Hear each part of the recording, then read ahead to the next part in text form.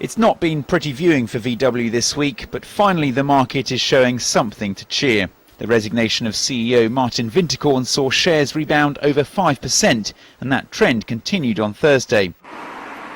There is, though, a lot of ground to recover.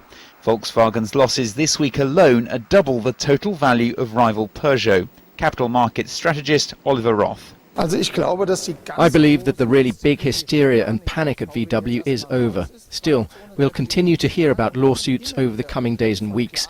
There'll be speculation about how large the fine will be, and it will be large. The penalty could be as much as $18 billion for manipulating diesel emissions tests in the US. The bigger problem, though, could be reputation, says Justin Urquhart-Stewart from Seven Investment Management. Can they actually border this to actually make sure it gets ring-fenced and doesn't go any further? It'll take some time for them to be able to prove that, because it's one thing being fined, it's one thing then actually paying damages to people, but then there are criminal actions potentially being taken as well. That's what they need to try and stop. Despite warnings from car dealers and consumer groups, VW still hasn't issued a recall. There's also the question of who knew what and when.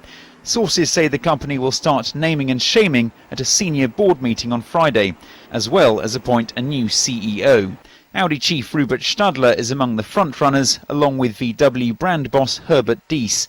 But they could have a tough job wresting the wheel from Matthias Müller. The Porsche chief was reportedly lined up even before Winterkorn got out of the car.